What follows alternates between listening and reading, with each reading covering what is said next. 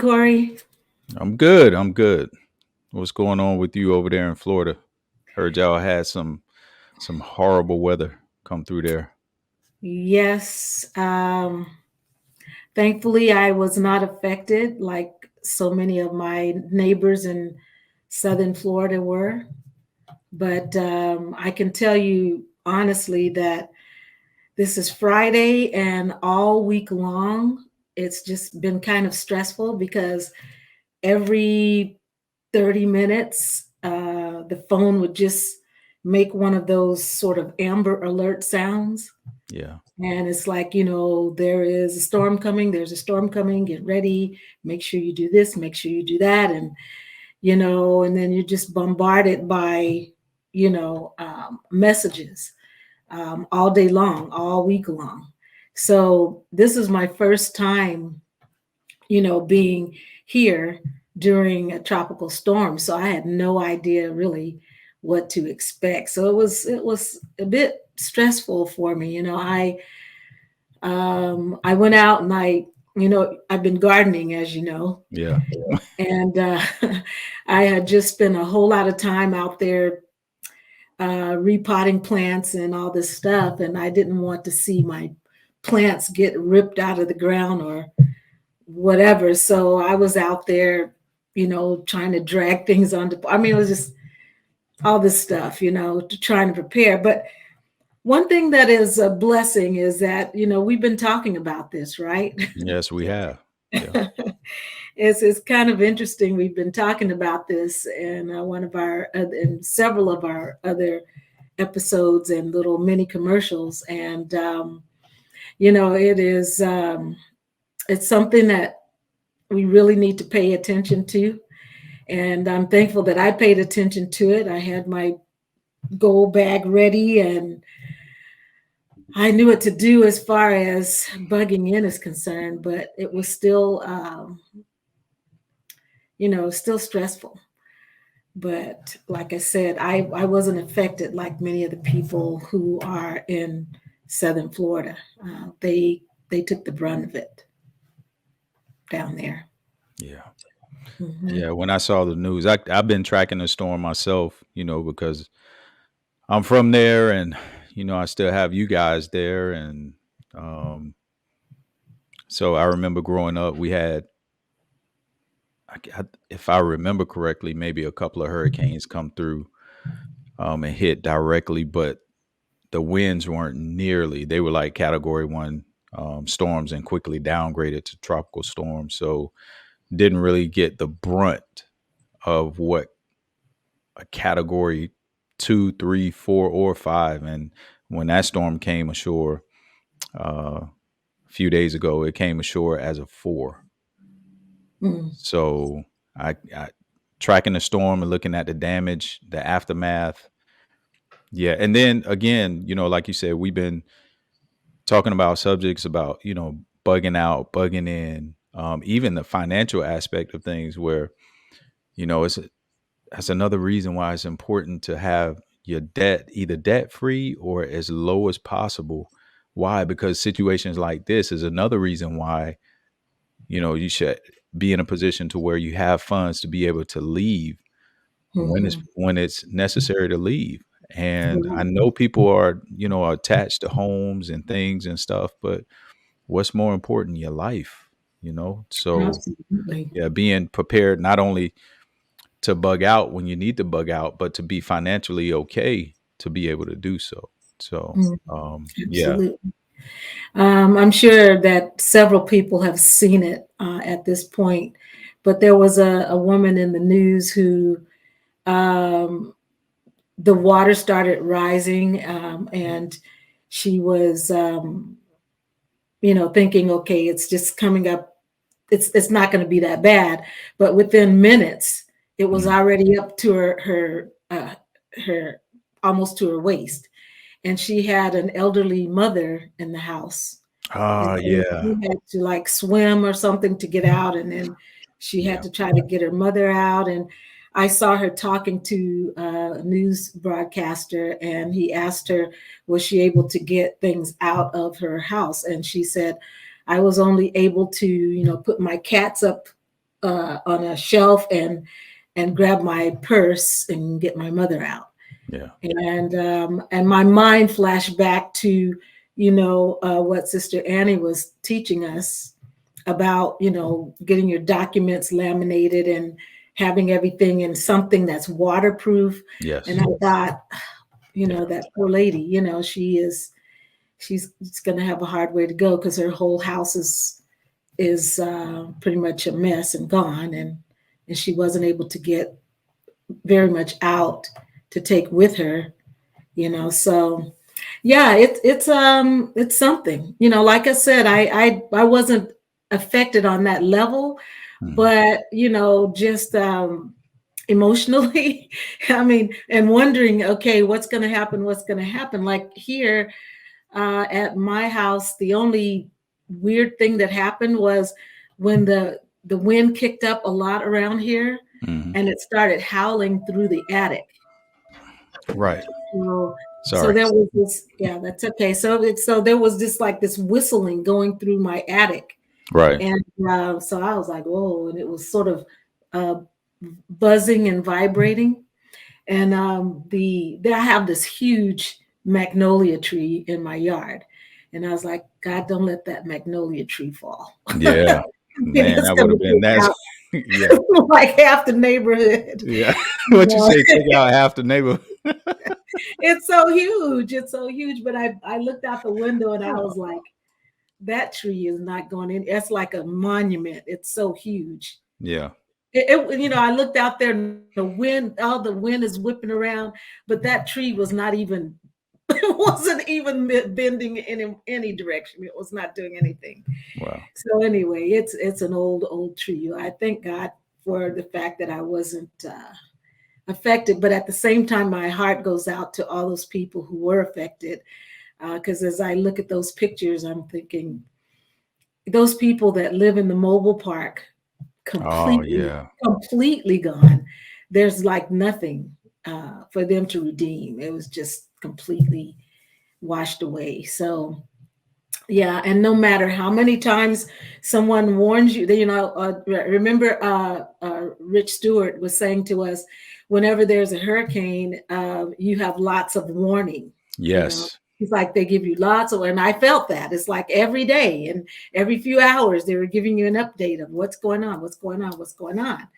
And so he's like, you have lots of warning to know when and where to evacuate and everything. So there's no excuse for you to be stuck in it or to drown or something like that. Right. And so that my mind went back to that, and I thought, still, people just decide, I'm going to stay home, even when it's not safe. Right. They just don't want to, evacuate. Yeah. So, And I get it. I get it. I think I learned a lesson from my mom years ago.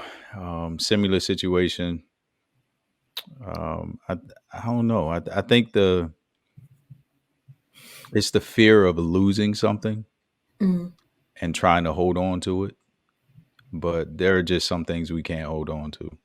mm-hmm, And I think that's a conversation her and I had to have one time. And I told her, I said, and she ended up going to shelter mm-hmm, this particular year when a storm was coming through. And they thought it was going to be a direct hit, but thank God it didn't hit right, directly. It kind of skirted the coast like it did coming up this time. But mm-hmm, I told her, I said, Mom, your life is far more important than a house because you can't save a house. How are right. you gonna what you go stand outside and hug it? I mean, even at that, you just can't do anything about it. So No, when it's mhm. that's just like that man in California when the fires were raging and he had this $1 million home, and he's out there with a water hose trying to wet his house, and the flames are coming. It's like, come on, Yeah, what's more important, the yeah, the thing or you? You right, know. So yeah, but yeah, I understand, and I love the little place where I am, but trust me, I would bug out in a minute. yeah. Because you and I would have had to have a conversation if you didn't Right. It's like, what's after broadcasting what after having a show to specifically talk about that, I would have been like, Yeah. And so what's your problem? yeah, exactly. Did you Not not practicing what you learn? preach? Did you not learn anything?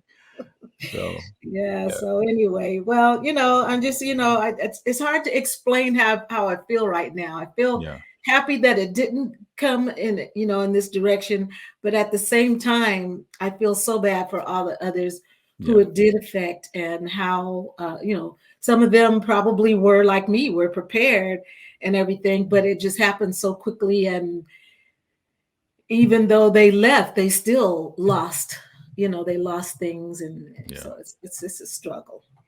So I'm thankful that we had those broadcasts, and I hope that some people are paying closer attention to those broadcasts, that it can happen to anyone at any time and anywhere, you know. Yeah. Um, and with that, as I mentioned that, I wanted to, I think it's time for us to give away these backpacks, that we've been Yeah, we've been talking holding about. on to them. Yeah. Hmm. And I'm just gonna take a moment and tell you what's in it. Okay. Show what's in it. This is what it looks like. Um, Probably seen these. Okay. Yeah, I have. And someone told me that they had some on sale at Walmart recently too. So if you don't win the backpack, I recommend that you go to Walmart or you go on Amazon and get one.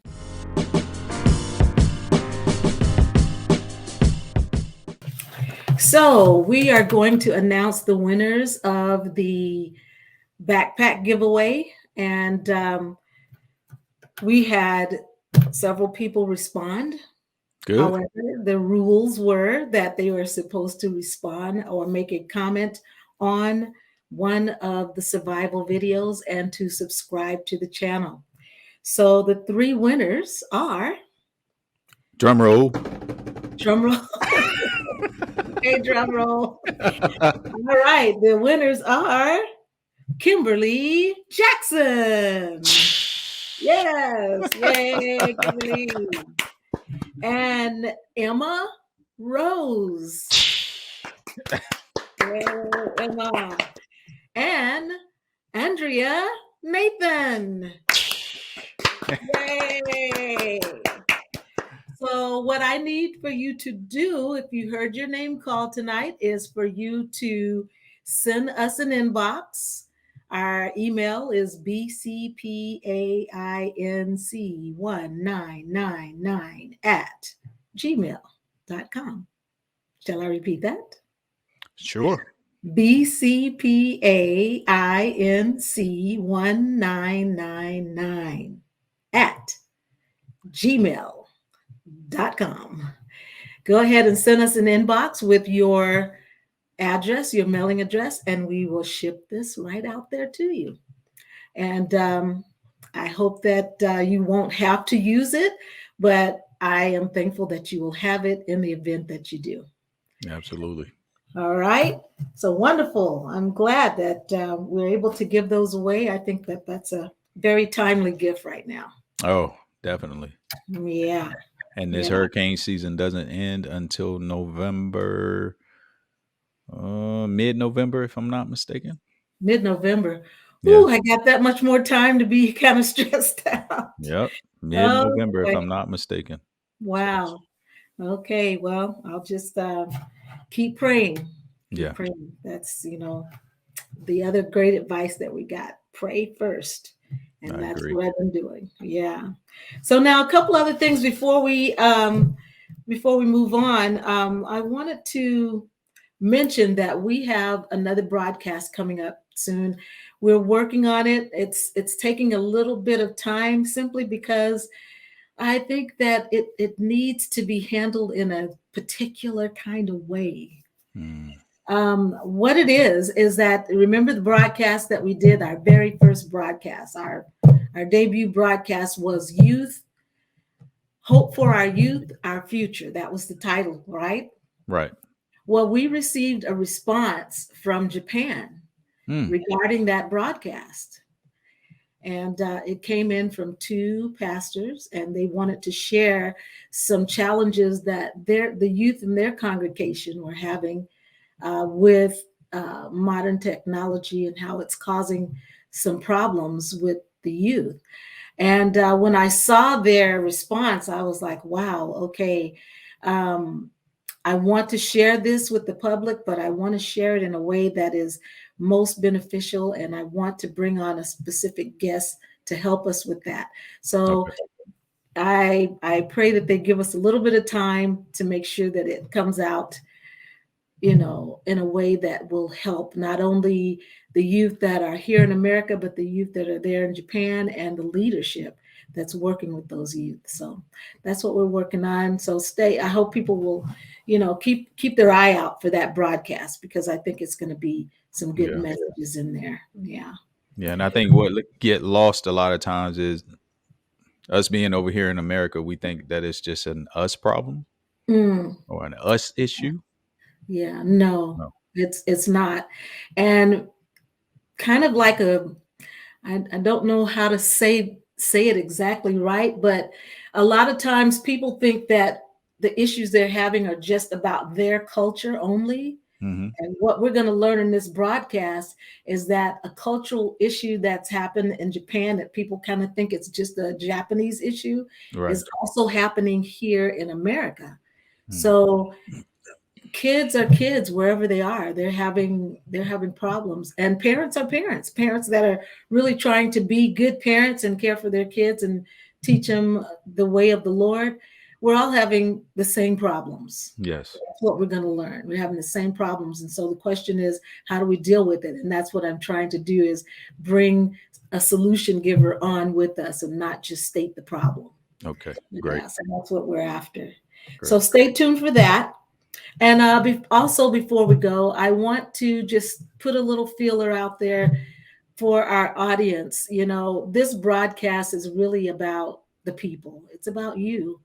And we want to have topics on this broadcast that you want to watch. We want to know, what is it that you would like for us to discuss on this program? Because ultimately, it's for you. And so I would like to say that if you have a topic that you want us to deal with, to discuss, something that's on your heart and mind, send us an inbox and tell us about what it is that you would like to share. That you would like for us to talk about. And also, Mhm. if you have something to share, go ahead and send us an inbox. And once again, that email is bcpainc1999 at gmail.com. And so we hope to hear from some of you. Yeah, we really do.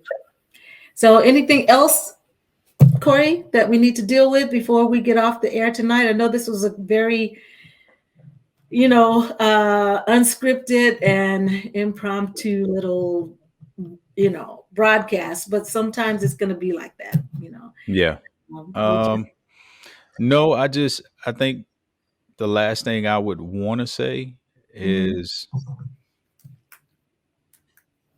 I don't know, in reference to this hurricane season, you guys, if you ever find yourself in a situation where you can evacuate, please evacuate sooner rather than later. mhm, It's always a safe bet to get away from the danger zone. And if you can do that, please do that, because, losing materialistic stuff, materialistic items is one thing, but losing your life is something altogether different. mhm, And you normally don't have too much of a warning when a tornado hits, but when it comes to hurricanes, you have plenty of warnings. So please don't assume that everything is just the norm just because it's never hit, it's never done this or never done that. Just don't take a chance. If you can get to safety, you can get away from the danger zone, get away from the danger zone, and live to see another day. And yeah, there's help. You have people who are praying. You have Red Cross. You have all kinds of agencies that'll come in after the fact and try and help with restoration or whatever else is needed. And then there are people who will donate to help see other families and other people get back on their feet. But once you're gone, there's nothing we can do about that. So No. safety first. Safety first. Safety first. Yeah, that's a good word. And very important. So well said, Corey. Yeah. So that's all I wanted to say. I hope that we'll see you next time.